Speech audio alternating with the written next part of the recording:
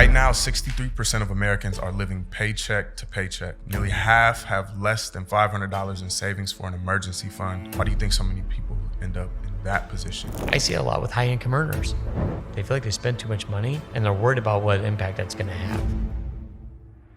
Dan Ferguson is one of America's leading financial experts. For over 2 decades, he's helped business owners, executives, and families build lasting wealth through strategy, not chance. He leads one of the nation's most respected advisory teams and has built his career showing people what's really holding them back from financial freedom. In his book, Life Recalibrated, Dan turns the lens inward, uncovering the hidden patterns that keep people on autopilot, drifting through life and money without even realizing it. And the truth is, that drift comes at a cost. Right now, 63% of Americans live paycheck to paycheck. Nearly half have less than $500 saved for emergencies. Most don't have a written financial plan, and they're not leading their money. Their money is leading them.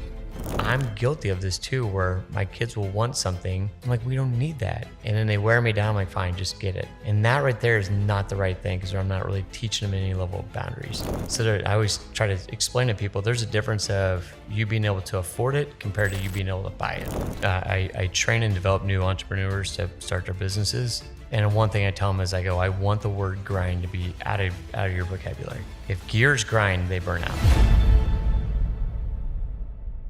If you are watching this, it's time to clean your room. Right now, 63% of Americans are living paycheck to paycheck. Nearly half have less than $500 in savings for an emergency fund. For a lot of people watching this, they're not thinking about wealth. They're thinking about just trying to stay afloat. From where you sit, advising families, executives, and business owners, why do you think so many people end up in that position and stuck? Well, I think there's a couple parts that go into it, honestly. I think some of it is natural cost of living combined with, the income. There is a discrepancy for the lower to middle class right now, big time. But then there's the other side of just pure education. And the education isn't just as simple as understanding how to balance a checkbook, do those things. It's more of the education of their mind. I feel like there's, our brain has a divide for a reason, in my opinion. There's a right and left side, and that right side is always so much more powerful than the left, and that right side drives your emotions.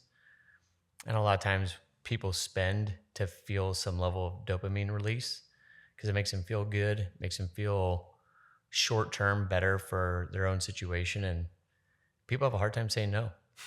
I mean, you see things and you feel like, I work really hard, so I should be able to have this. And credit card companies are playing on that all day, every single day of the week, and it keeps you starved.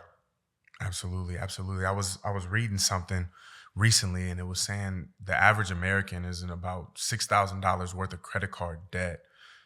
Do you think, just like from your position as a financial expert, do you think America or just the world in general has it all wrong when it comes to how we market credit cards, how we market credit, how we even talk about credit in general?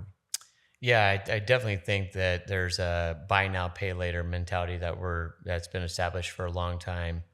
I think our great friend Warren Buffett even exploited that very quickly with Nebraska Furniture Mart. 0% interest financing, and the percentage of people that don't pay off their 0% interest in time, where they still end up paying the interest anyways. It's fascinating when you kind of learn that. But yeah, I think that there's a marketing that goes to it where, they catch you early.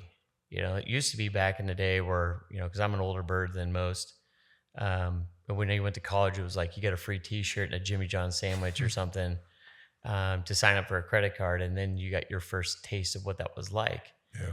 And it kind of used to feel like back in the day it was you balanced a checkbook, like actually writing things out. And if you didn't have it, you didn't spend it. But then credit cards started taking off.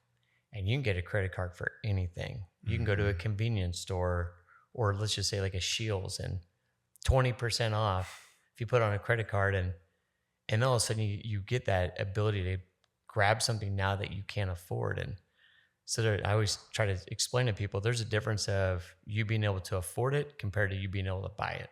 And if you can't afford it, then you shouldn't buy it. But yet people are like, well, if I can get it now, the money will come, or X, Y, Z. And they tend to forget that life happens.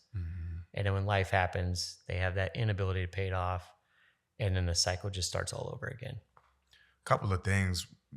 One, you just brought back memories for me. I remember being a freshman in college, and as soon as I opened up a bank account, it was like my dorm mailbox was being flooded with Yes. credit card offers. Credit card offer, credit card offer, credit card. Join today and you get a free $100 gift card. And I remember I got my first credit card. I think it was for like $400. And I ran that thing up. Absolutely. I paid it off too though, but I ran it up. I think I might have got like a flat screen TV. And it wasn't even a big one Right. at the time, because I think $400 maybe got me like a 27 or a 32 inch. Oh, absolutely. Which is crazy to think about, because now you can get like a 65 inch for 200 something bucks. Oh, absolutely. Yeah, with everything in it. Like, you don't have to buy your Roku or everything. Yeah, I'm like, now it's like you can basically play video games on a dang thing. Literally. Which also, this is off topic as well too, but it brings me back to, you remember when they first came out with DVD players? Oh, absolutely. And the DVD player was like $1,000, and anybody that had one of those, it was like, oh, okay, they must be doing well. You got money. Yeah, absolutely. Or you got a credit card. Or they got a credit card. And now, like, well, not now, because DVDs are virtually extinct. My kids barely know about them, except for when there was a period in time. I remember when I was starting my business and we didn't have cable, we didn't have like our Netflix or anything. We had a DVD player and we had like 50 DVDs. Yep. And so they were like, yeah, I want to watch this one. I want to watch. So they know a little bit about DVD players. But it came to that period in time where you could get a DVD player for like $25. And it was like $1,000 to $25. Off topic, this was just a thought that just came to my mind. Well, it's amazing as technology advances, though, right? Where you start to realize how much of it's just like the access to the now, whereas everything scales down. Whereas like computers used to be this insane price point, now they're coming down. iPads, phones, everything, but yet anything new that comes out, it's kind of like if you wait 6 months, the price is going to be cut in half. I mean, it's almost like a vehicle that just depreciates even if it's brand new. Yes. And it's like they don't hold value very well because technology is changing so quick, but we also know that we want things now. And that's that right side kicking in of that behavioral economics of, I'd rather worry about the now than worry about the later. And then eventually we, almost every aspect of life, we have that we'd rather be in a different spot every time. People are older, like, man, I wish I'd done this differently. People are younger, or like, I'll deal with that when I'm that age. And it's like this cycle of behavioral economics just continues to compound over and over again is pretty insane. And I think that goes to the point, what you were just previously speaking about as well too. It's like we get so caught up, or I find it, especially with social media, we get so caught up with this term they used to say, keeping up with the Joneses. Like, the new thing, I want this, I gotta have it, the new car, the new iPhone. Every year they're coming out with it. We've been duped literally for the last 25. I've been duped. I haven't been duped all the way yet. I'm still on the 16. Okay. Me so too, actually. They haven't got me yet. But I just upgraded to that. He said I'm a little bit behind, but they got me. Right. They literally, and it's like they do this whole launch, they do this whole thing. And so this marketing of, especially when it comes to just credit and finances and saving, in an era where we have so much information that can either teach us to get ahead. We have TikTok, we have YouTube University, where people are talking about finances in general. Why do you think it's still hard for us to get past this let's just, for a lack of better terms, call it poverty mindset? Not poverty in the sense of there are people out here who are disproportionately marginalized and things like that, because I think that's a whole nother topic and a whole nother conversation that could be had. But poverty mindset in the sense of, there was a study that was done by FINRA, and it showed that 78% of adults were never taught basic money management. And so savings accounts usually are $1,000 or less. And we know that just to survive, $1,000 is barely going to pay for your studio apartment in today's day and age. And so we're virtually just we're walking around like ass out. Yep. Why do you think that is? Well, so I present to a couple, universities, and I have for about the last 15 years. I'll walk in and give them I basically call it like a finance 101. And unfortunately, I'm talking to business colleges always, where I'm not really talking to the art school. I'm not talking to, different studies, right? It's basically just a business side. And when I go in there, I talk to them a lot about how when I was growing up, now granted, I was born in 1982. So I was kind of the last generation of people that saw the world before social media. But when I was growing up, the shows that were on TV that were extremely popular were shows like Family Ties, Roseanne, Saved by the Bell, which again, it was a bunch of rich kids in California or whatnot. But every show was there to kind of teach a lesson to some degree. And it wasn't centered around this fake reality, right?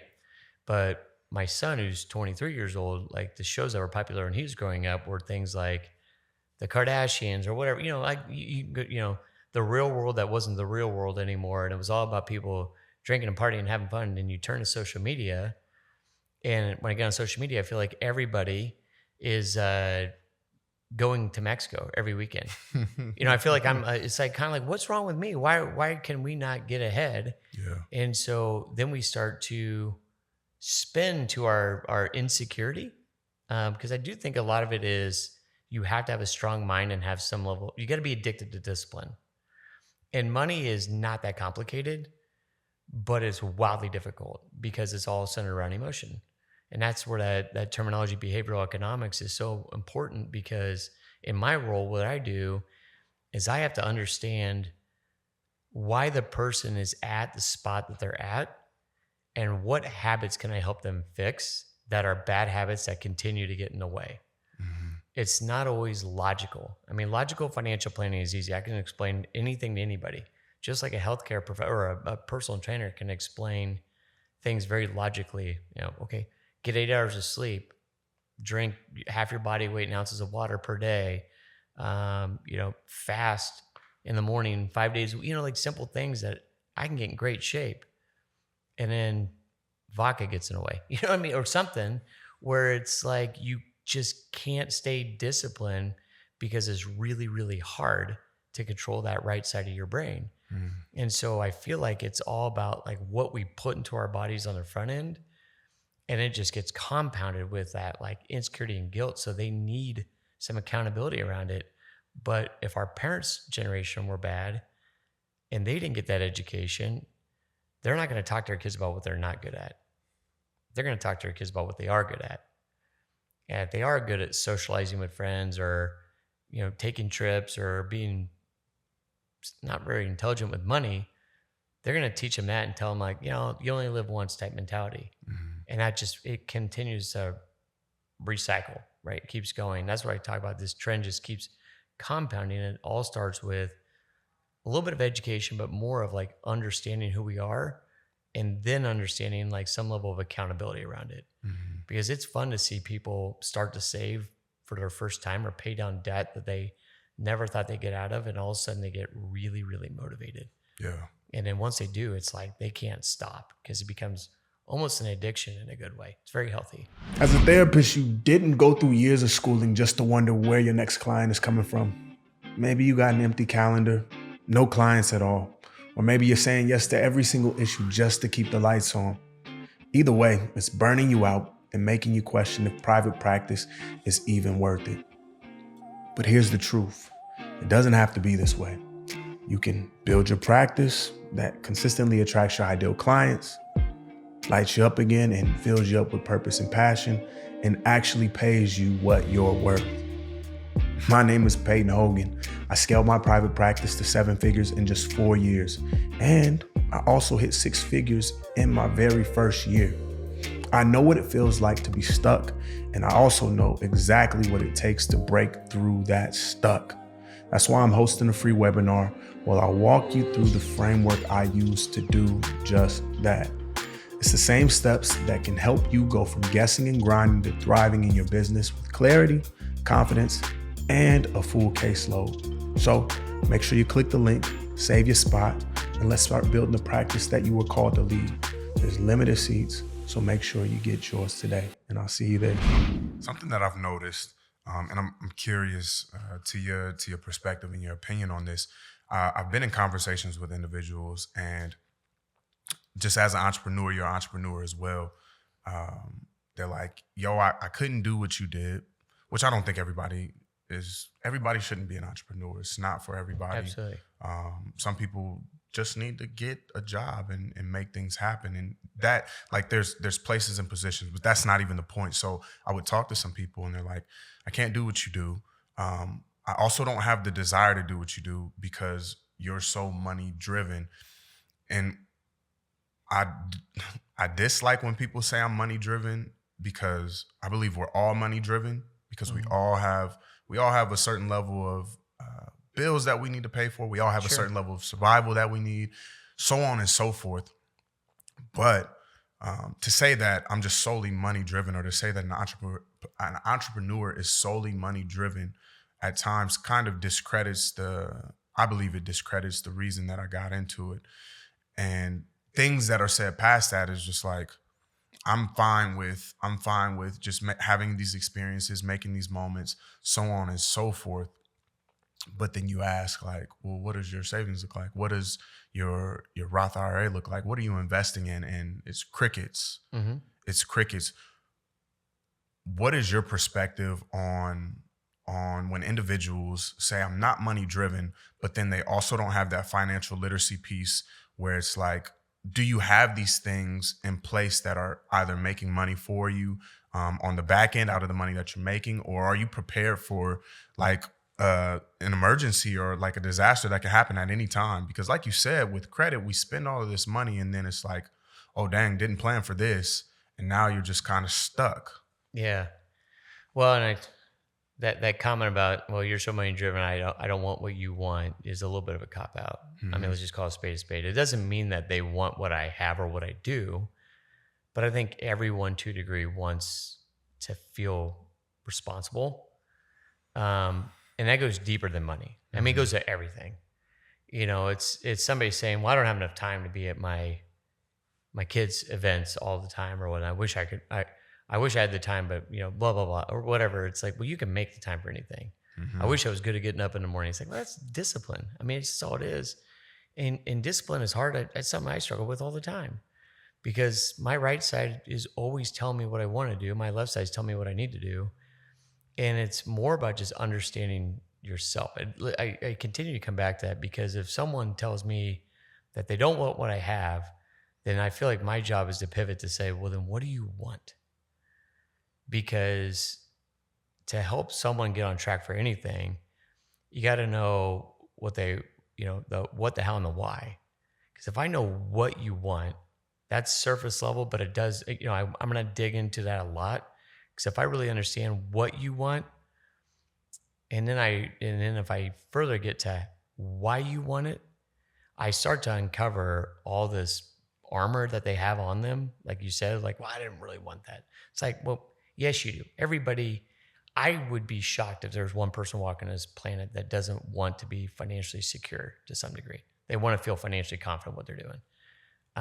But they push away what's uncomfortable or what they don't understand. I do the same thing. Heck, earlier you're asking me about social media. I'm like, I don't know, it's not really my thing. And you're like, why? And I'm like, don't ask me why questions, because I'm going to tell you, because I don't understand how to do it right, because it's just not, I get fearful of social media because I see what happens to people that are on it too much.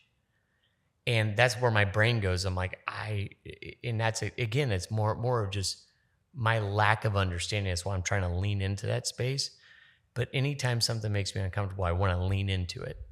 But when it comes to the money side, it's and it's not even about money. It's about what the money gives you. And for me, I could make a lot more money than what I make now if I pump more into my work. But I view my work or my revenue as fuel to get the things that I want to get, to help the people that I want to help philanthropically, my family, my experiences.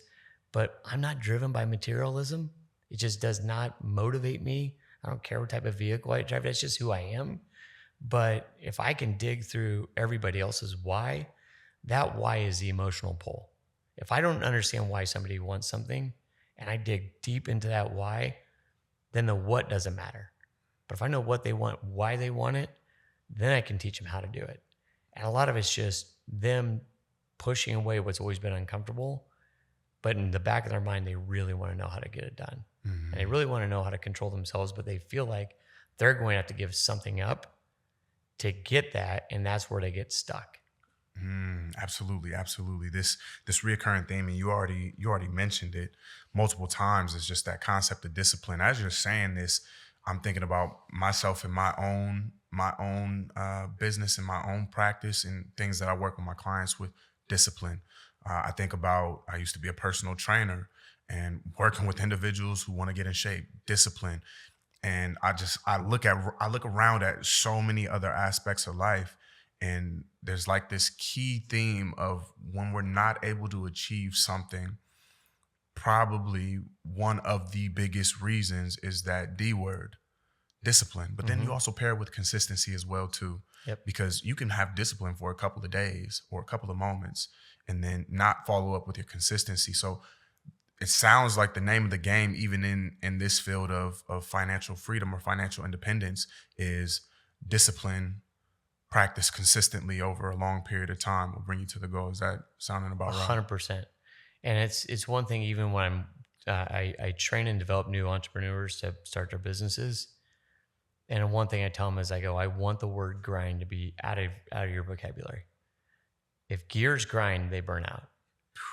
And so, and I took that from a friend of mine named Eric, and he's a phenomenal guy, but like the word grind, I think, is overplayed. And when people hear grind, it means I'm gonna have to give up everything. I'm gonna have to, work the late hours, do all these things. I go, if you just replace the word grind with consistency, it's incredible what you can do if you can just be consistent. Because over time it'll compound into like new habits. If you're a personal trainer, I explain financial wellness the same way as health wellness, because it's exactly the same thing. It's really important to people, but it's not urgent. I mean, I can go take Ozempic and lose 150 pounds in 6 months if I want to, so I have time. And that time creates procrastination. We keep pushing it off. And that's what waking up is like, it's kind of raining out this morning. Don't want to go to the gym. Okay, that will compound on top of that itself too. But with money, it's more of just getting some level of habits down. And the habits can start really small. Kind of like if I was referring back to that gym thing, if I tell people, hey, you can get up and you can go to the gym after not going for a long time, 2 hours a day, 7 days a week, that is extremely meaningful. But that's not doable. That's just not doable. It will not last. You will burn out. And once you stop, the habits that you were forming are broken. But I can also drive by the gym. That's really doable, but it's not meaningful. So we got to find that doable, but yet meaningful space, which is, why don't we start with 3 days a week for 45 minutes, and let's start light. That way you're not sore and miserable, but let's just get the habits built. 3 days a week turns into 4 days a week. 4 days a week turns into 5 days a week. 5 days a week turns into better eating habits. Turns into, I'm going to quit drinking this year. And it just goes because people feel accomplished. It's all about the consistency, but finding a way to do it in a doable but yet meaningful fashion. I'm noticing that with that, because that right there is the key. Everything that you just explained, like these unrealistic, unreasonable goals that we set were like, at one point in time, I saw that I could do it like this. And so I haven't done it for years or whatever it is, or I might not have ever done it, but I saw somebody do it this way. And so this is what I need to do. And it's not sustainable. I've seen with people when they're not able to sustain the unsustainable, they become demotivated. They become, discouraged. They become discouraged. And it's like, well, what's the point? I don't see any change. And we can even look at it from the financial standpoint. They're like, I'm going to take each one of my checks and I'm going to just put it away and I'm not going to spend anything. And I'm going to do that for 7 months. I'll spend nothing at all. And then for like 3 weeks, they got like this big savings. And then they're like, man, this sucks. I'm going to just spend my whole savings. And then you're right back to square one. How do you start to rework that mindset of, I don't need to have the instant reward right now in this moment. I need to play the long game. And the long game is actually the more sustainable game. Mm-hmm. If you can start to turn the spending patterns into like a relapsing type feeling, it's amazing what happens with choices. I'll get messages from new clients I work with saying, I had one woman that I ran into her and she goes, I hate you. I go, you hate me? She goes, yes, because the other day I saw a purse that I thought was fantastic. And it was 20% off, and it was the purse I wanted. But I told myself it's not within my budget right now, and I got to make better choices. And I walked away from it. And I told my husband about it, and he goes, maybe Dan's messages are starting to work. And she goes, yeah, I know, and I hate him for it. And I go, well, hate's a strong word. She's like, no, I know long-term I'm going to love you for these decisions. And it was just, it's all about choices. It's that small choice over time where people can feel like, because it's hard, right? It's hard to say no to old patterns and old habits. But when they make actual life changes, it's going to make them a better parent, better spouse, better person. They're going to turn around and give that gift back to other people. Mm-hmm. But it doesn't mean that you're not going to relapse. And that's the part where, like you said, man, I finally got a good track, and then something came up and I went and blew all my savings. It's like, to me, I'm like, that's okay.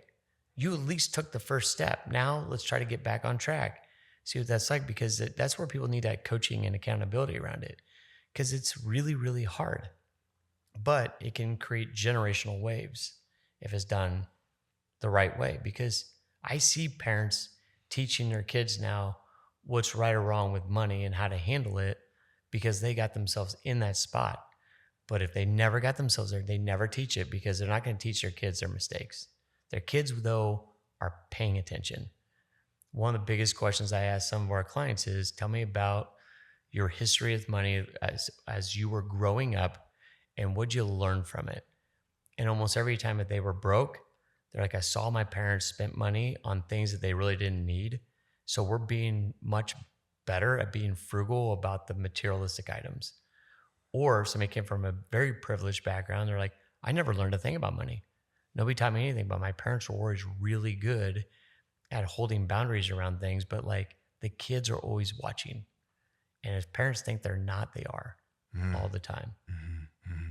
I want to hop into some of the things that you've been doing over this past year. You recently released a book, Life Recalibrated. How to stop drifting and start leading your financial future.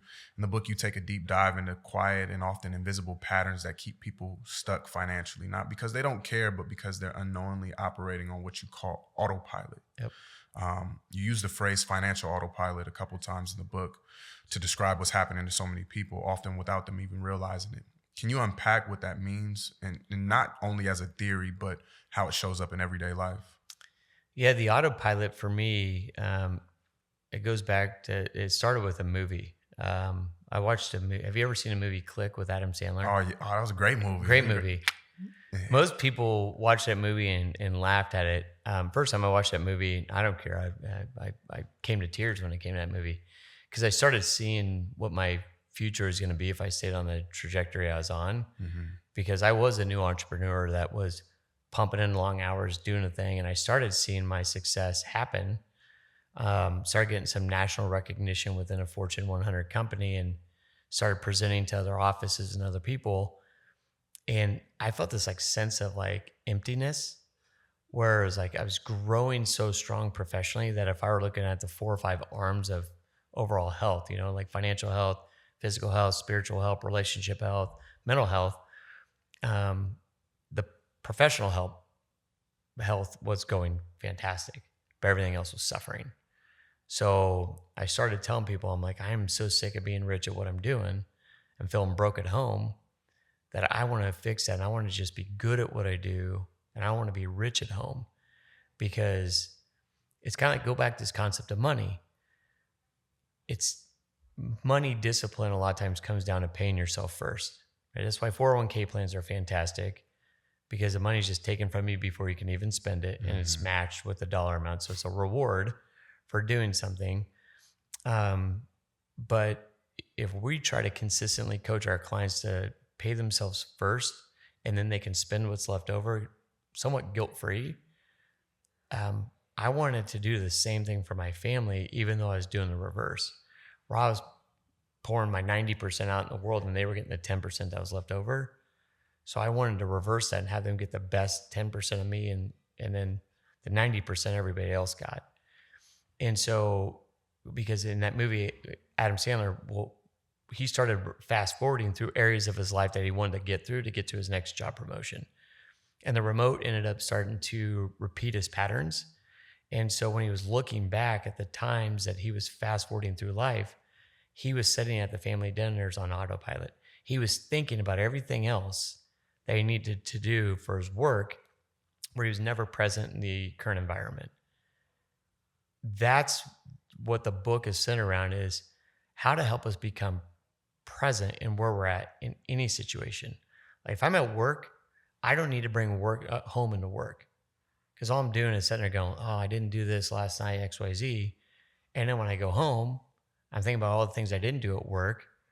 And that all of a sudden, it just cycles over everything. Seems like when people are wanting to make money changes, but yet they're not wanting to invest in some accountability or some help with that, they end up doing the reverse and spending more. It's weird how you start to see almost like the psychological shift that happens from that standpoint. So I wanted to try to give people tools and tactics that I learned through a long period of time to reverse the course of where my life was heading, to have balance, but not everything's equal weight. So in this balance thing, it's all about priority management. But when I'm with my kids and my family, I want to be with them. When I'm at work, I want to be locked in doing what I need to do, but we tend to rob on every side. And I do go back to the social media thing again, because it keeps us constantly distracted. Mm-hmm. You know, people will be watching our kids' sporting events, scrolling on their phone. And I'm like, man, your kids are playing sports. Watch the game. You know, but it's pretty wild. That's where that autopilot came in. It's like people show up a shell of themselves most of the time.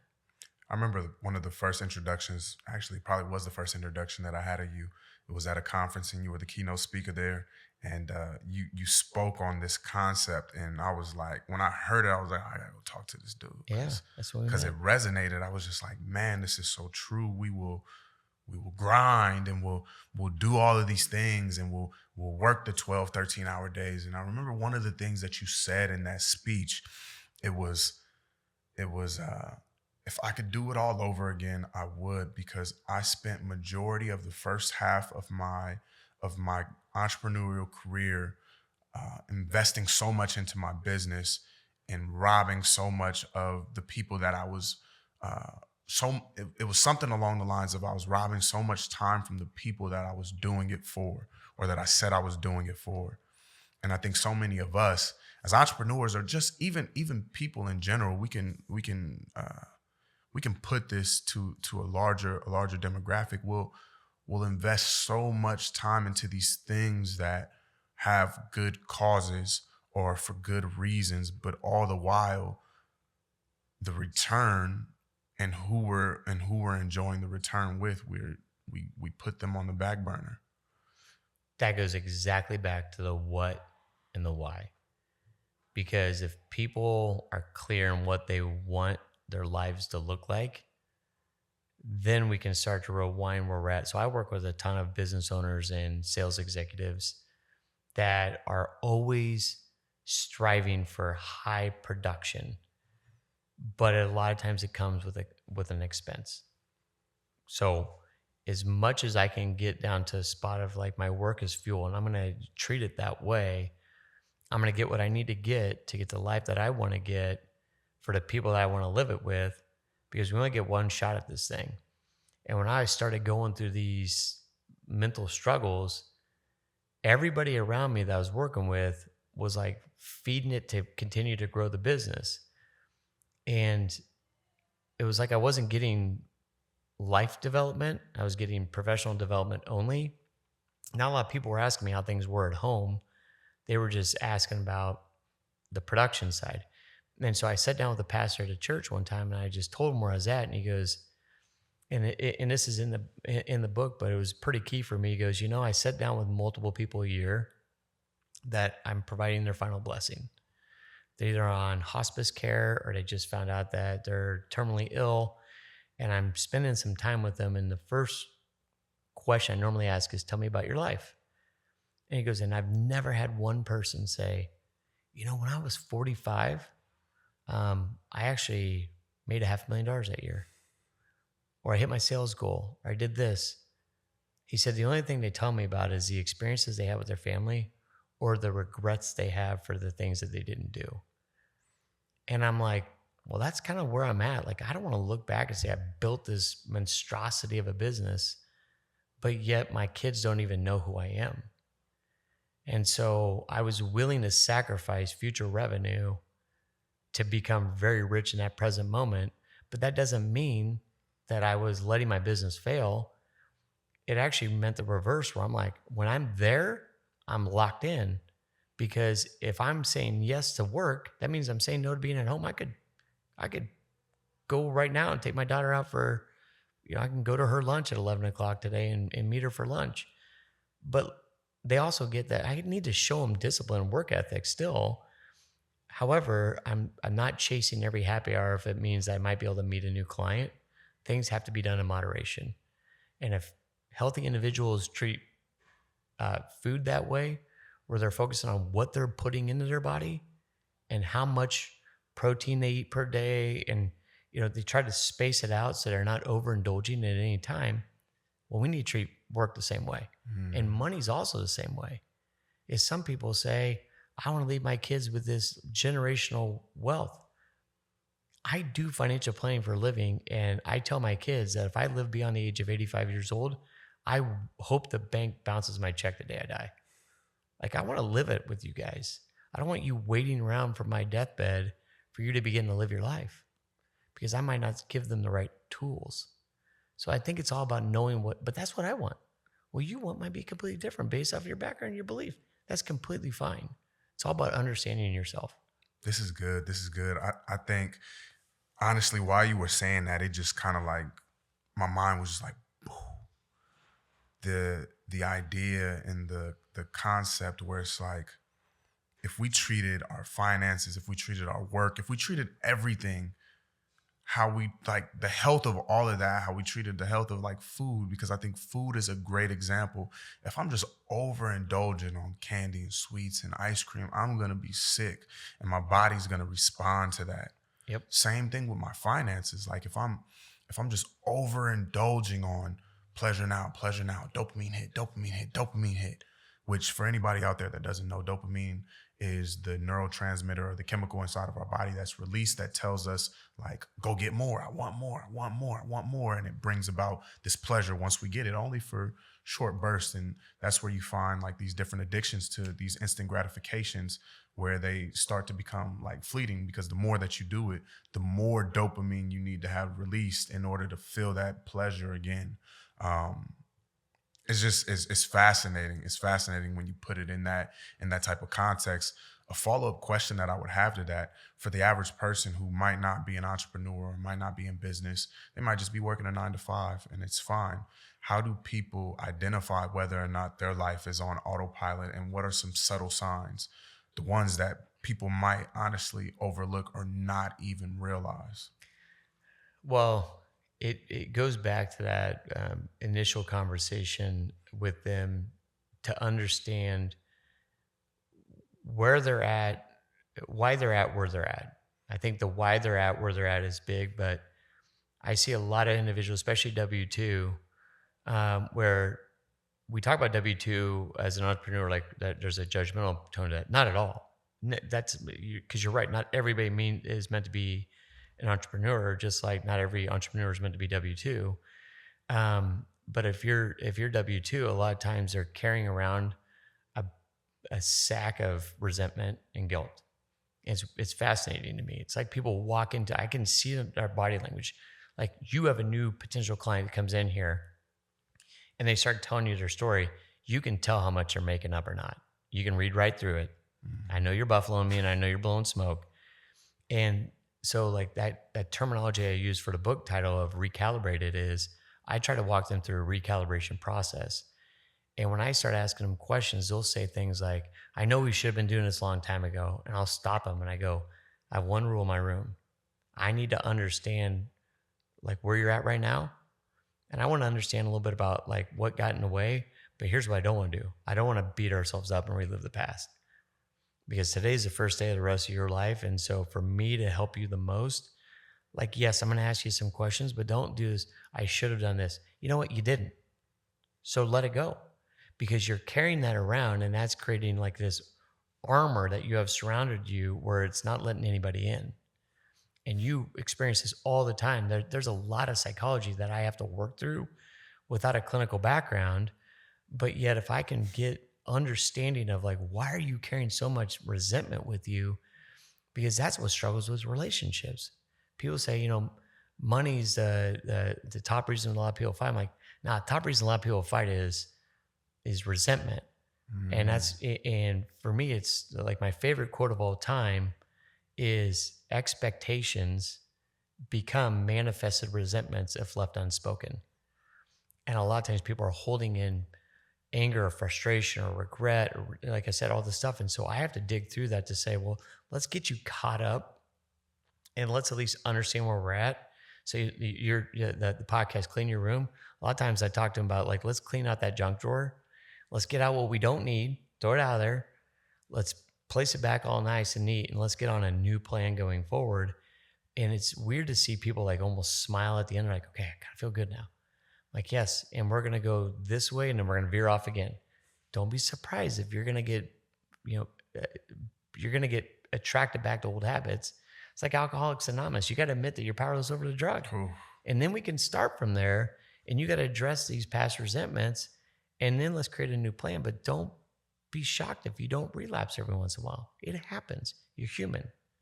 And I think that they need to understand, people that I work with need to understand that they're human. They're going to make mistakes. It's okay. But as long as you're willing to catch it quicker than you did last time, change is happening. That's a big thing. Yeah. Real quick, I almost forgot. As a licensed therapist, I'm big on mental health, and I'm big on making sure that you're taking care of you. And I also want to get rid of this stigma that we got towards mental health. Like, there's nothing wrong with talking to a therapist. So if you're somebody that's out there that really wants to start getting their mind right, who wants to really start understanding their emotions and being able to process things that you probably repressed, that you probably ain't talked about, that you might have been even ashamed about talking about. Or check this out. You might not be ashamed about it, and you just ain't found a person for you to talk to. You want to find somebody that's relatable, that can understand you, got a little swag, you know what I'm saying? A little swag. And they not too far removed. Make sure that you tap in with Bear Company Counseling. All you got to do is hop down in the description, click the link, put in your info, and the front desk rep will reach out to you and get you plugged in with a therapist that I promise you, as long as you're ready, will help you to get whatever you need right up here so that you can succeed in every other avenue and aspect of your life. Tap in with a therapist today at Bear Company Counseling. Now you can get back to the video for real. I promise I won't hop back in again.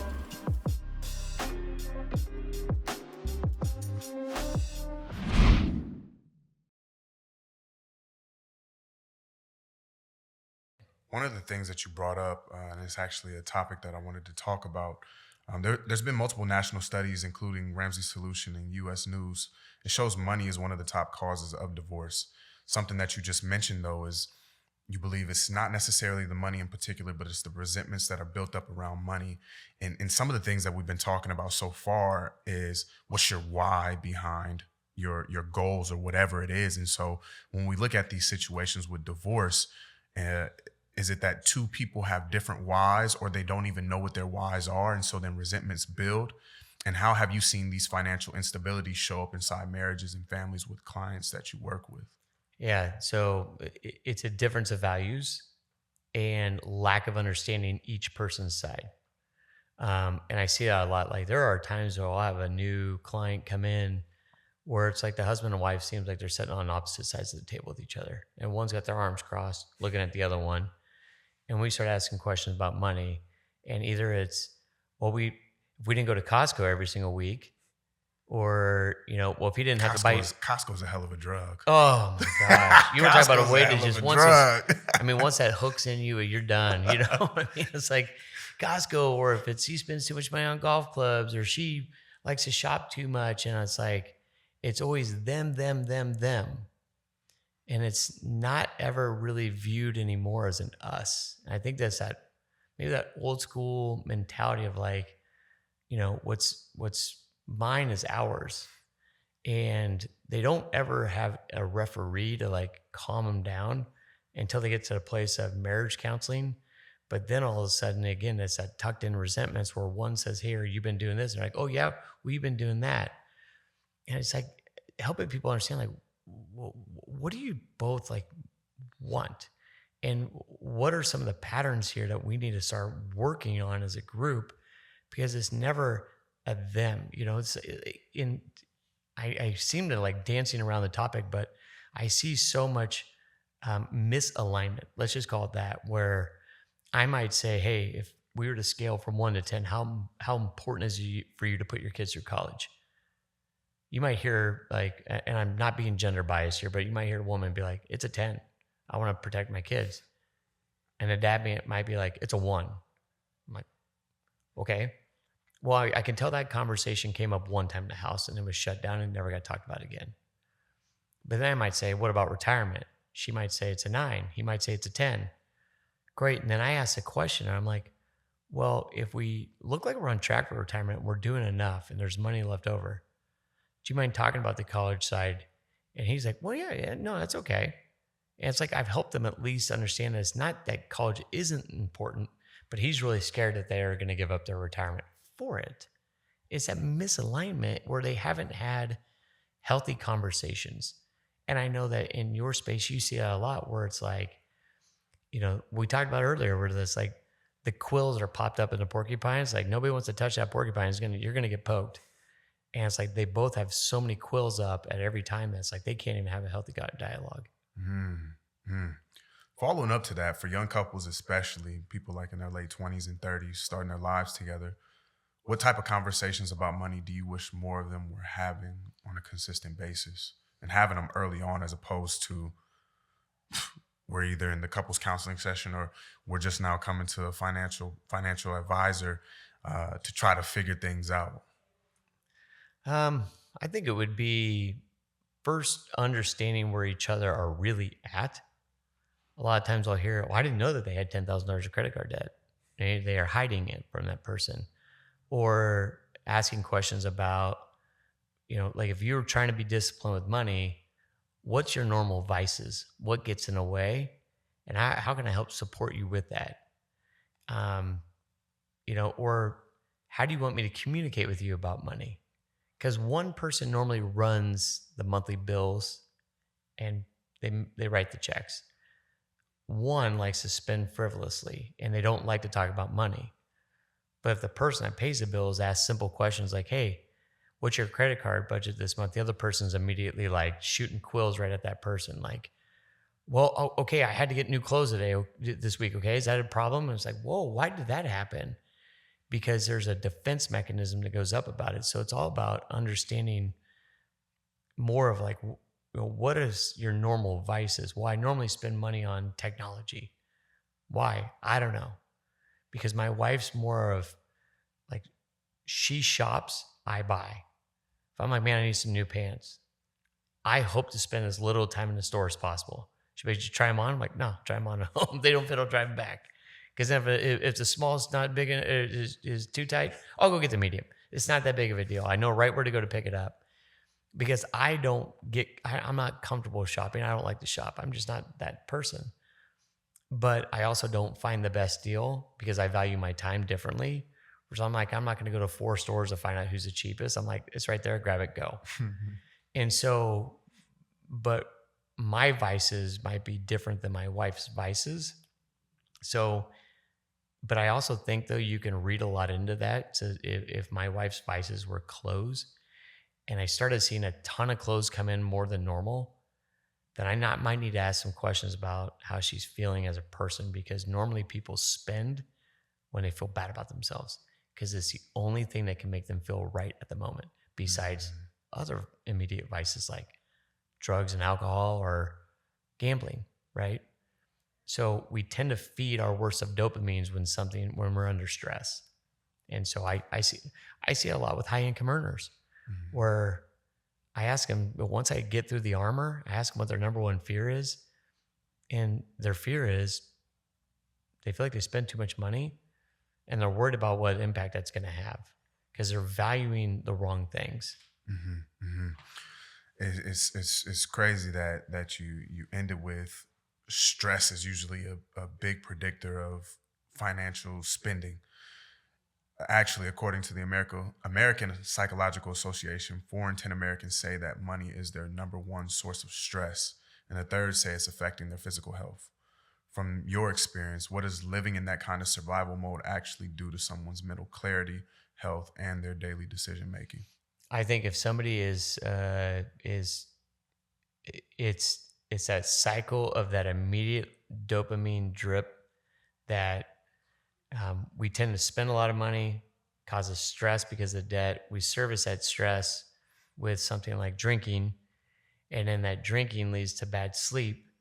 That sleeping leads to bad habits throughout the day, where we're either taking too much coffee to wake up, or we're grumpy or moody or whatnot, and then we eat bad throughout the day. And just that, like, carrying around those burdens, I think eliminates us from having positive things enter our bodies. And when someone starts to get on a good financial path of reversing some of their bad habits, I start to see them pick up different things in their life that they normally haven't. Maybe they go to church more. A lot of people don't go to church. No problem there. I went through a long period of time where I felt like I went very sparingly. But they'll go to the gym more because they just have a lot more energy. So they feel more positive about themselves. And when people get on a good financial track, they find themselves spending so much less than what they were. It's wild to see the cycle of it, where it's like it starts with bad spending, but normally that's fueled with a lot of insecurity and it's unspoken things that they don't know how to get it out of their system. And spending is one of those areas that helps us feel good about where we're at. So I had this conversation with a woman the other day. I said, when people are doing really well, but they hate their jobs and they feel stuck in them, they tend to do the reverse of what they think. They spend all their free time, all their income they have, because it's the only way they feel justifiably for what they're doing. And it's like, well, I'm miserable in my job, so I'm going to spend all my money because it's the only thing that makes me feel like it's worth it. And when they get out of that job and they get into a job that treats them better, even if they take less pay, they don't spend nearly as much and are way happier. It starts in one unspoken area, then all of a sudden it goes to spending, and the spending leads to drinking as far as a way to cope with it, calm the mind, and then it leads to bad sleep, and it's just the health just deteriorates. That's my belief, at least. No, I hear that. There's also another study done by Pew Research. It shows people are delaying major milestones such as like buying houses, starting families, or even retiring. Where I think now we live in an age where the retiring age is pretty much non-existent, with people not having 401ks, or their 401k not even substantially like providing enough for their living expenses, because of the financial instability that they've either had in their lives or just in the economy in general. From your perspective, what are the downstream consequences of that, both culturally and individually? Yeah, so a lot, let's just speak on the retirement side, is, retirement is scary for people because let's just look at our great-grandparents. They retired when they were 67 years old. They lived to an approximate age of 75 years old. They had pensions and Social Security, and pensions were basically a 401k plan where you didn't have to contribute. Your company was putting away money for you that created a secondary income stream. So when you retired, you continued a level of income, married up with your Social Security, so you were comfortable. And now people want to try to retire. Like, I talk to a lot of younger clients when I'm meeting with them, and they want to retire when they're 55 years old. and they got out of college when they're 25. I'm like, so you have 30 working years. You're going to retire at 55 is what you want. You're more than likely going to live to 95 or so because longevity is extending. I go, so you're going to be working for 30, retired for 40, and yet you're saving 3% of your income in your 401k and getting matched 3%. How in the world do you think that's going to work? I'm like, they need a little bit more of a, I guess you can say, reality check. But the alternative, though, is to not do anything. Well, that's not the alternative. It's to get to a level of having realistic expectations and then understanding what it actually takes to get those things done. So I still think the retirement age is, for most people, between 65 and 70. But I do think that there is the ability to take that bridge job from like 60 to 67, doing something that you really enjoy doing. Because I know I have a lot of older clients that are scared to death of retiring, even in their 70s, because they feel like every one of their friends that retired died because they left their high performing job and then stopped. And it's almost like taking your phone out of your pocket and still feeling it buzz. It's like you have that, you wake up like stressed, and then you start to feel like you're not productive, and they didn't have a plan for afterwards. And so but with that retirement piece, it's more about like understanding what it takes to get there, but actually setting some realistic expectations. I don't want people to say, well, it's not possible, but I also don't want somebody saying, I want to retire when I'm 50. I'm like, okay, what would you do? And like, now it might not be doing what you're doing at 50, but then what are you going to do next? And creating the game plan around that.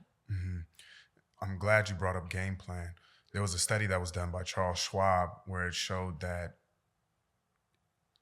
people are 2.5 times more likely to follow a financial game plan or a financial plan if they have it written out. But then there was this other statistic that came out and it said about 70% of people have no type of financial plan. And so I guess my follow-up question to that is, for somebody out there who doesn't have a financial advisor or a financial planner who is helping them or coaching them on how to move their finances, how to work, which, by the way, your financial advisor or your financial planner is going to be the exact same as if you watch sports or a coach who is helping you make plays to get the best outcome. That's really what it is. They study this. They study the market. They study money. They study investments. They do all of that. And so they help put you in the best position with your finances to be able to grow them and to be able to do things with them outside of being broke. What is something that somebody could do if they're not in the position right now to take the steps, or they might not feel comfortable taking the steps to getting a financial advisor or a financial planner, that they can do on their own? I know we have like these different sites that are coming out now, like Robinhood and Acorn and all these different things.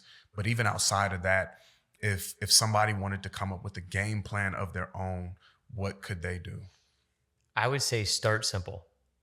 I mean, yeah, the Robinhoods and stuff will give you maybe some very small tips on like a stock you can maybe buy. And normally the advice you get about what you should buy is not the right advice.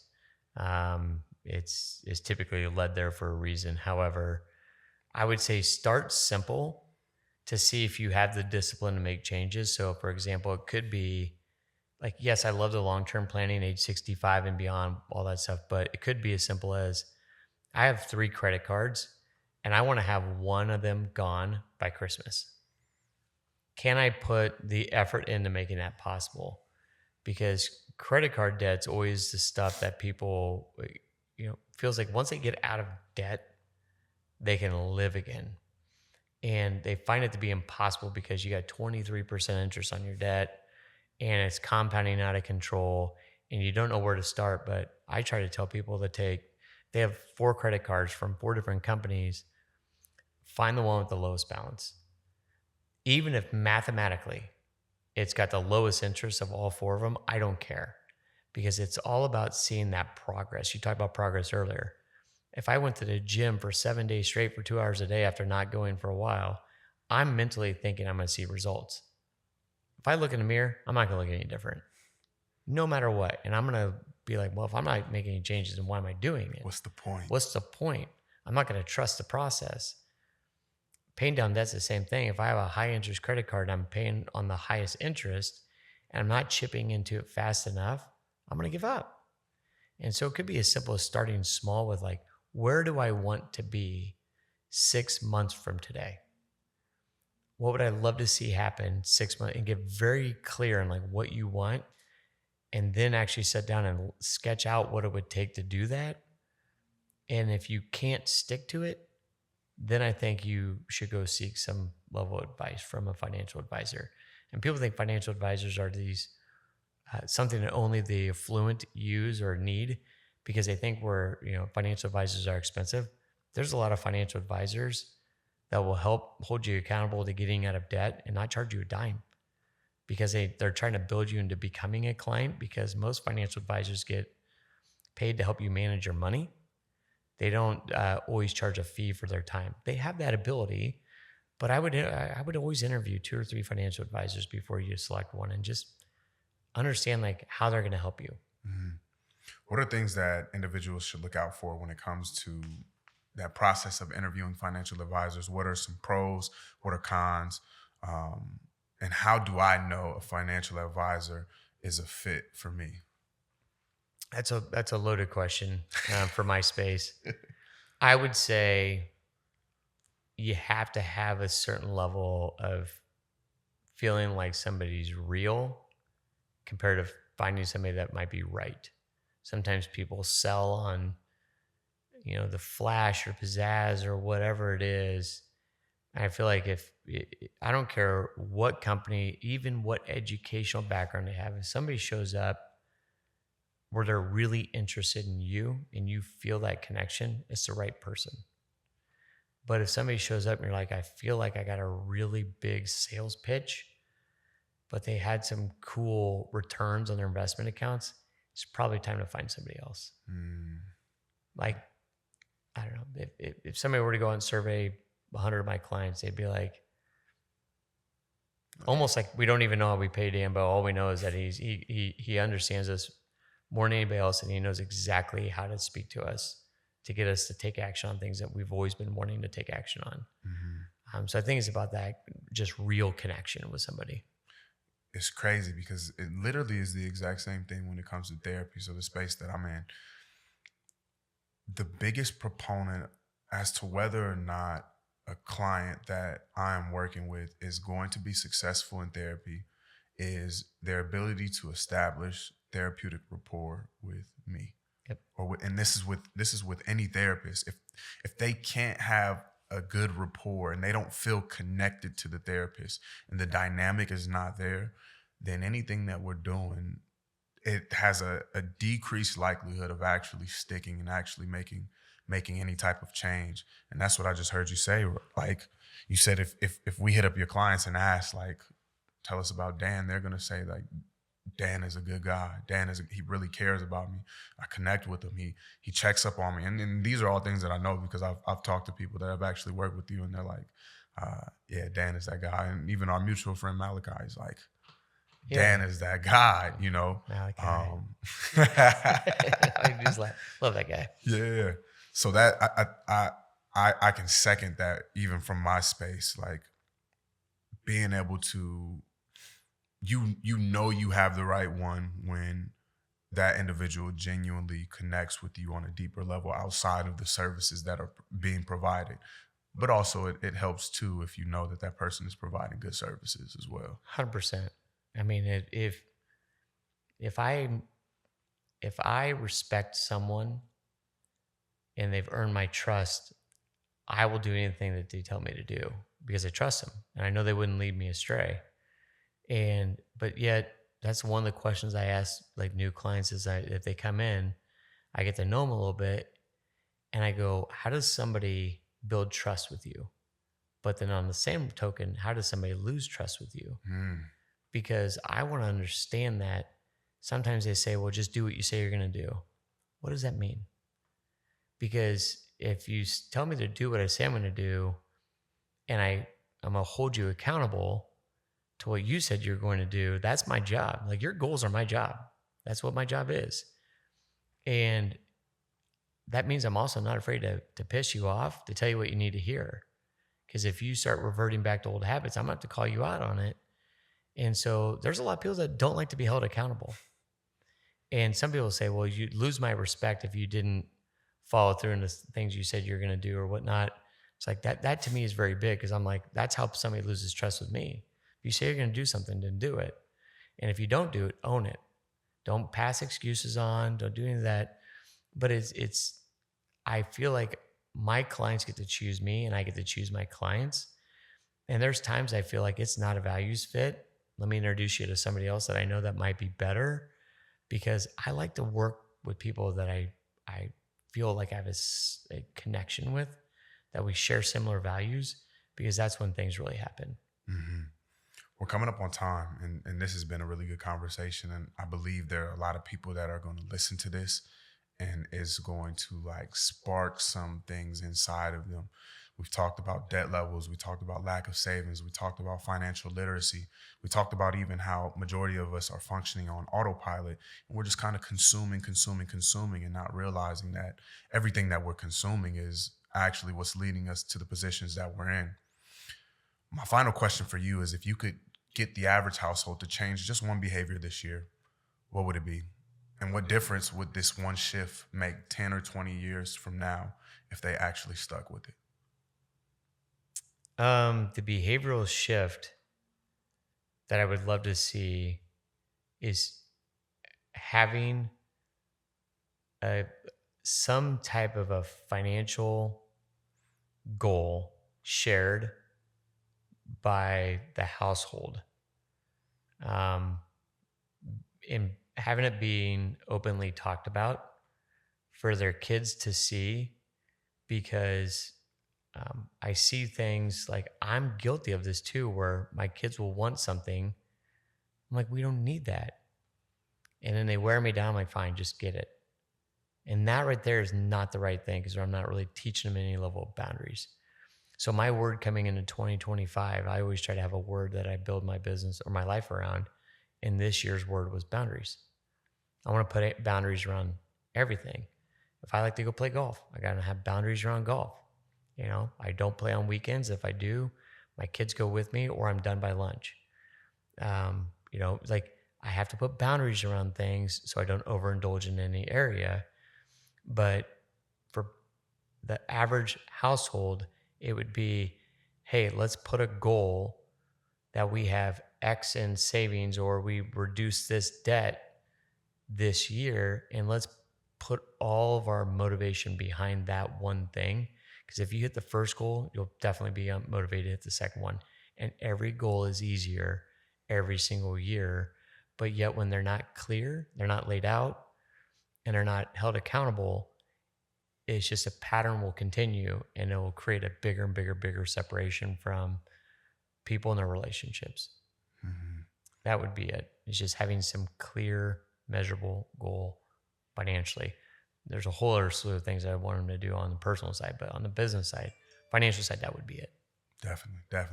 Dan, I appreciate you for coming on today. I appreciate you for sharing your wealth of knowledge, for sharing your time, and just being a guest on the pod.